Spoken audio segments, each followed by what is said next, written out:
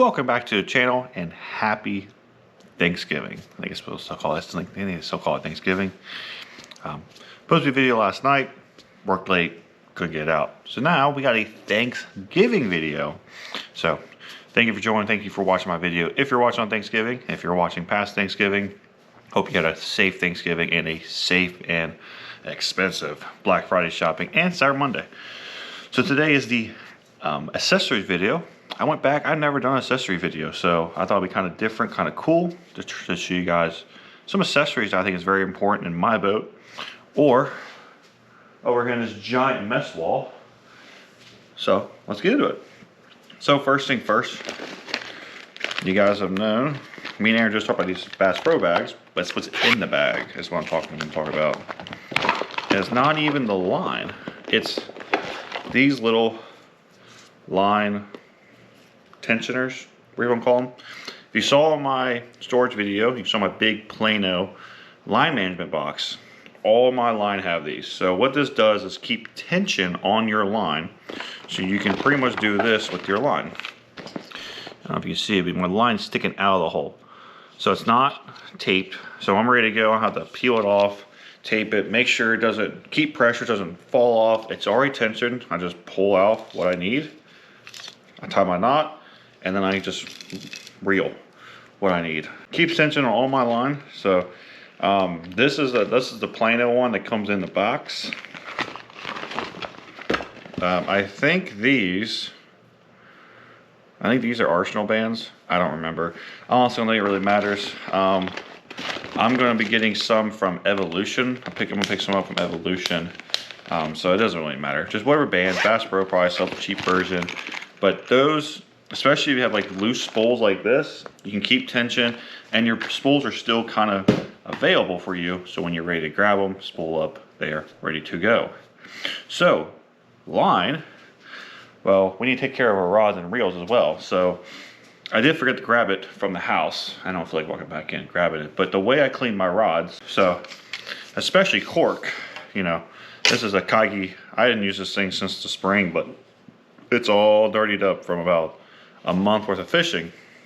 So how I clean it is Magic Eraser. Everyone has them. If you don't have it, go to your wife's kitchen, because you know you don't cook. Go to your wife's kitchen, ask her, hey babe, where's the Magic Erasers? I need to clean something. And then she will literally either yell at you because she told you before, or she'll show you where it's at. Grab it, dip it a little bit in water, I usually just get a tip, or I bring a little bowl out here and I'll clean them. And then you just simply just wipe away. But once you wipe your rod off, you will need to, especially cork, you'll need to reseal it. So usually once I do that, I dry it off, and then I grab some U40 cork sealer. Stuff's awesome. It seals your cork, and especially now with the quality of cork. Aaron talked about on the X-Prides, and we've always thought X-Prides had the best cork. They do.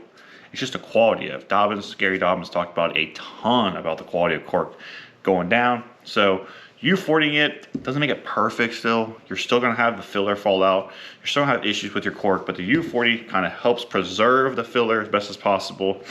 And it kind of helps with it not absorbing water. Cork loves to absorb. So we're putting the U40 on there. It kind of helps if you're fishing in the rain. It kind of helps keeping that cork from filling up with all the water from the day out. So I've been doing U40 forever. To apply it, I just bought these. I think it's off of Walmart or Amazon. These little foam. I buy a 50 pack, so I think they're like $5 or something. And you just kind of dip it. You dip it in, get a lot of the wet off, and you just wipe. If you have too much, then I usually take the fat in and I just start wiping. Just wipe it off. You can wipe it off. You can't put too much on. I guess you technically could, but you can wipe it off really easy. It's really easy to get it wiped off. But that's the rod. So now our rod's taken care of. Well, the guides, the best thing I found, just clean guides, is just a Q-tip. And this Arsenal, this is for my reels, but they have a reel cleaner in here. And I like to spray that on a Q-tip and then run the guides. Probably other ways to use it, but this kit already has it, and this reel cleaner just works perfectly fine of getting off the muck. If you got some stuff that's really hard on, then you can grab your Magic Eraser again and then wipe it off. But That's pretty much all I do for my rods. I go through all the guides. I wipe down with a reel cleaner on a rag or magic eraser, doesn't really matter. Wipe the whole blank down, just wipe it all down.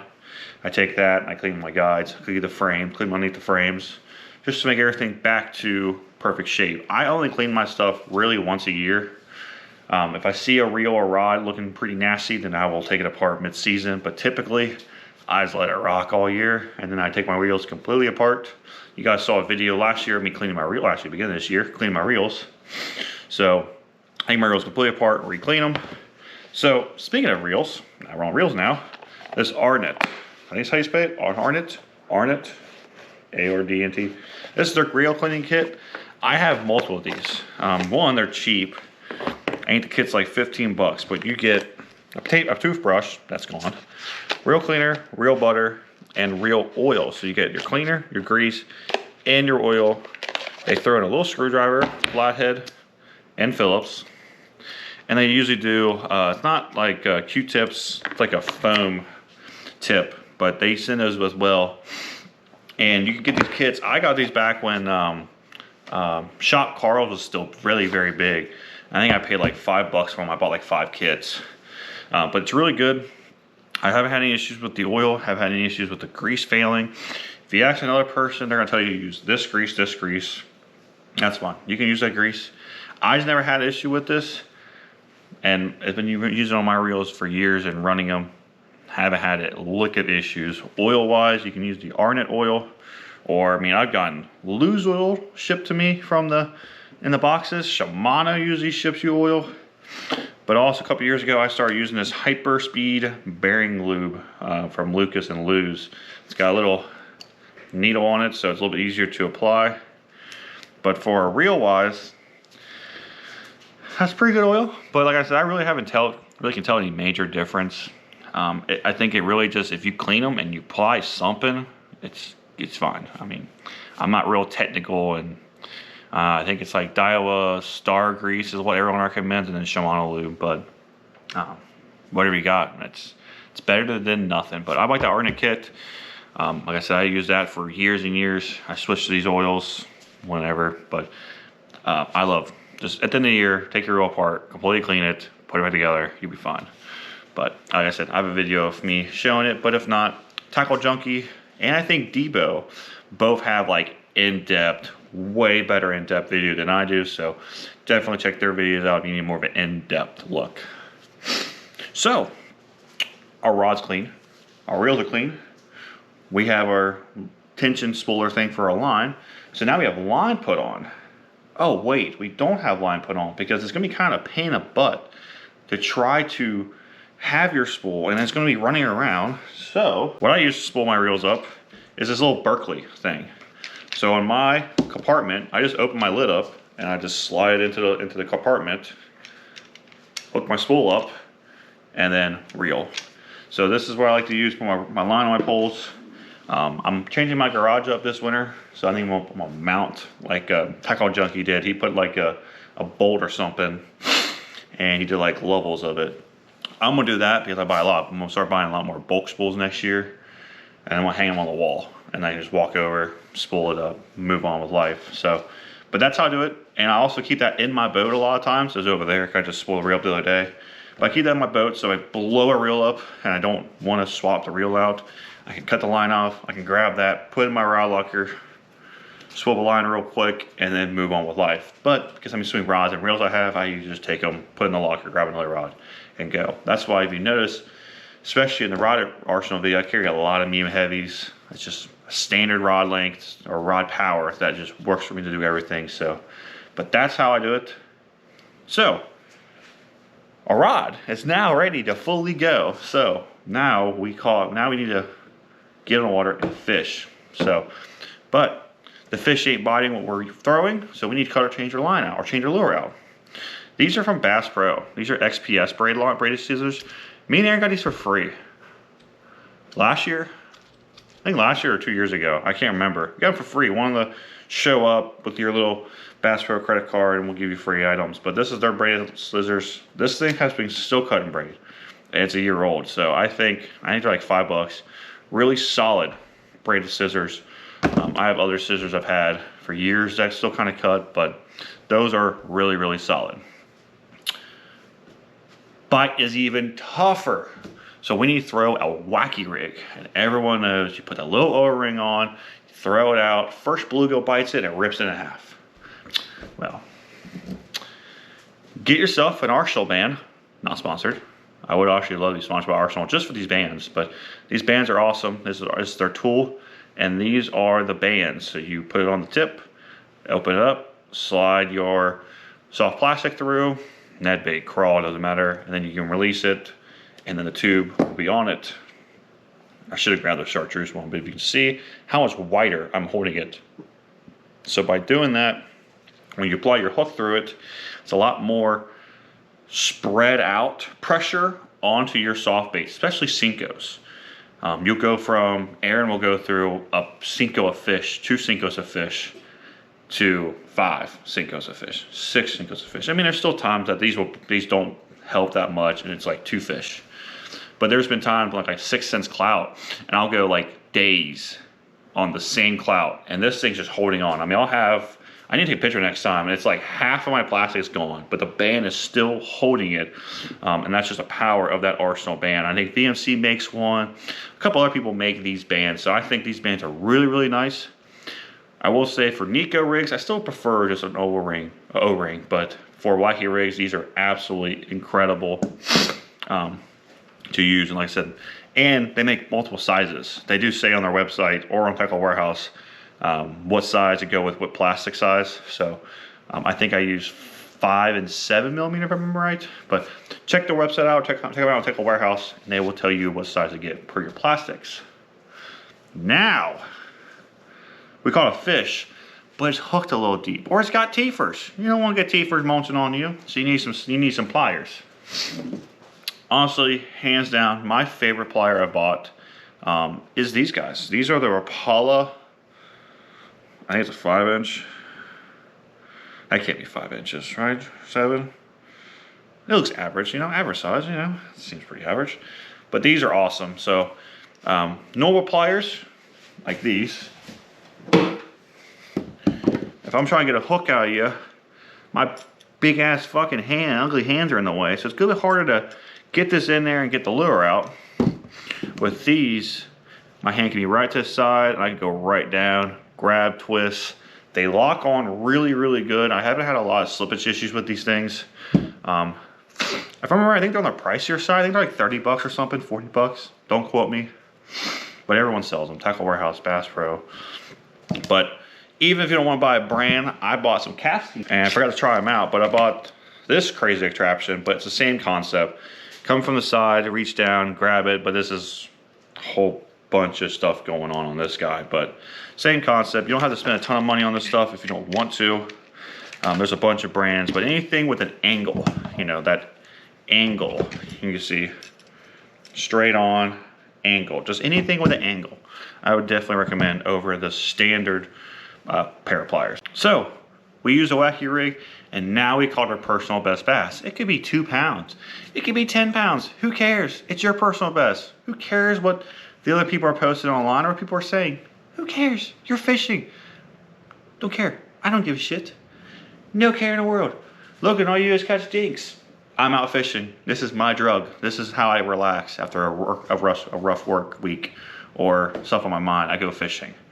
But we need to verify that this fish is our new PB. So if you're just fishing and you're not tournament fishing, you don't have to buy this version. But these bubble scales, I have overall really liked the bubble scale so far. This is the big fancy version.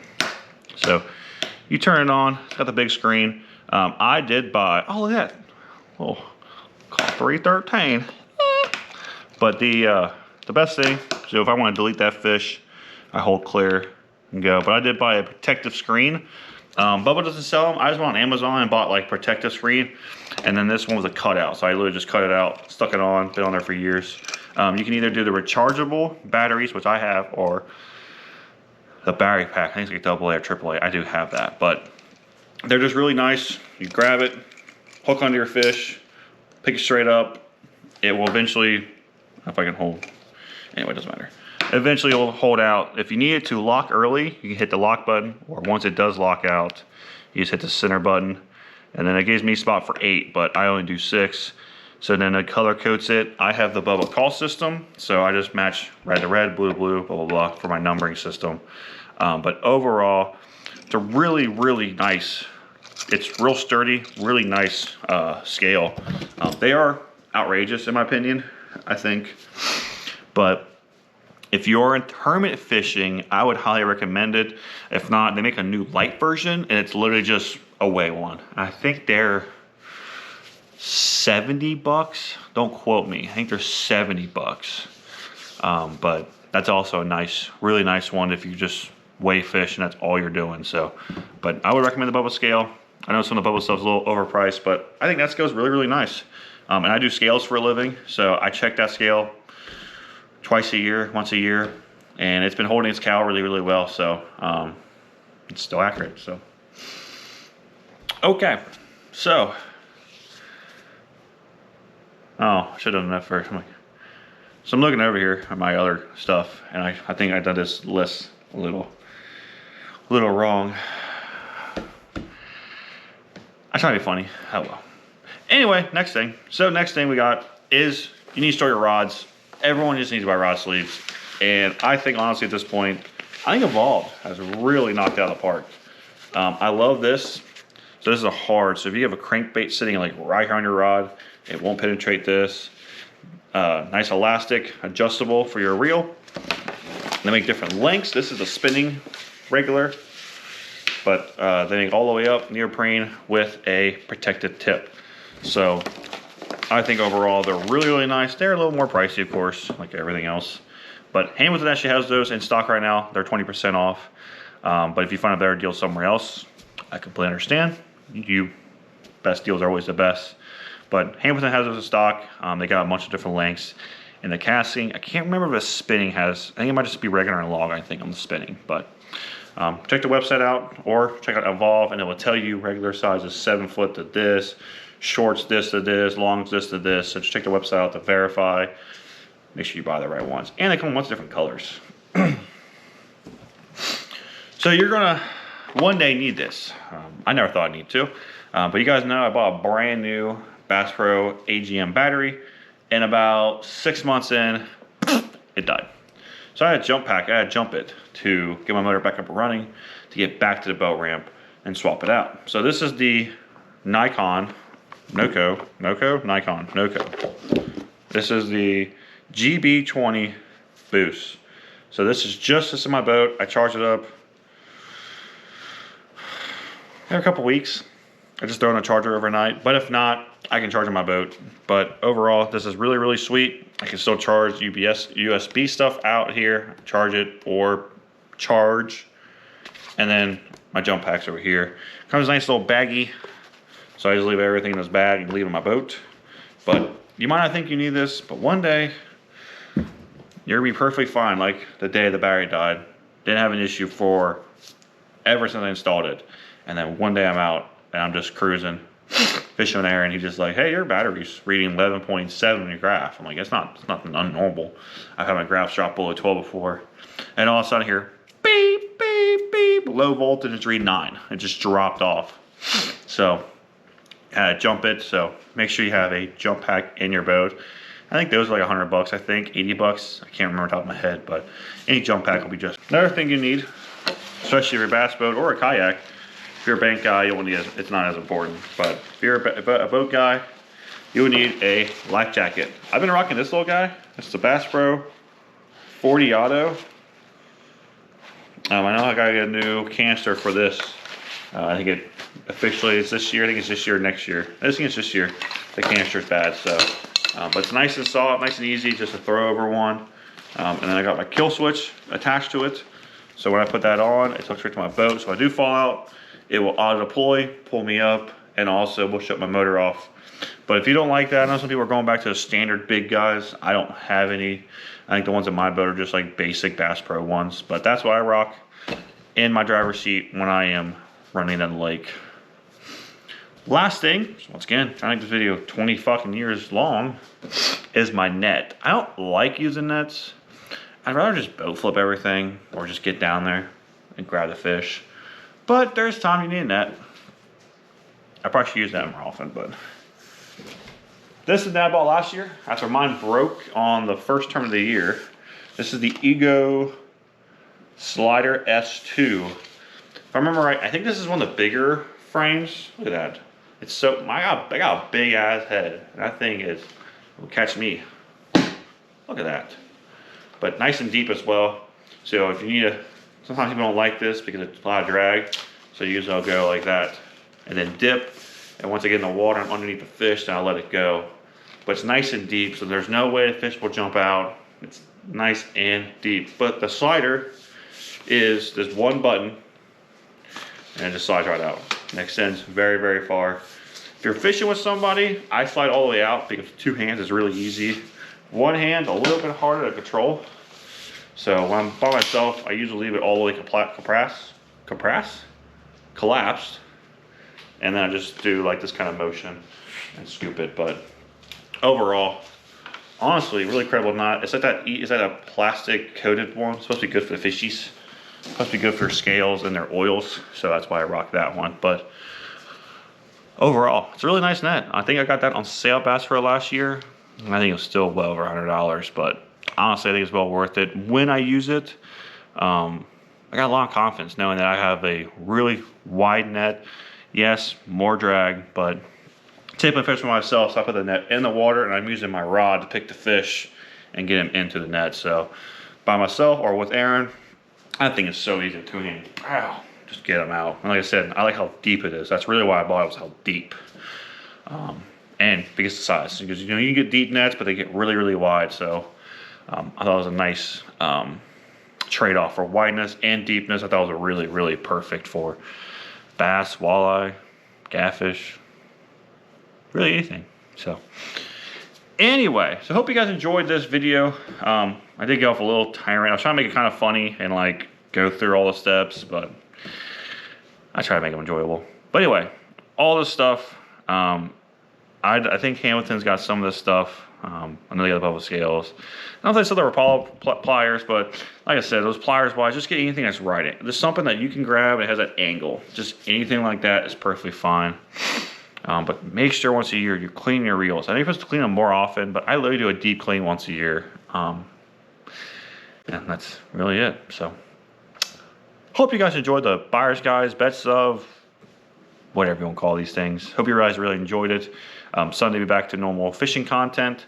And then next week, if everything comes in, you guys will be seeing a Black Friday video. So, yeah.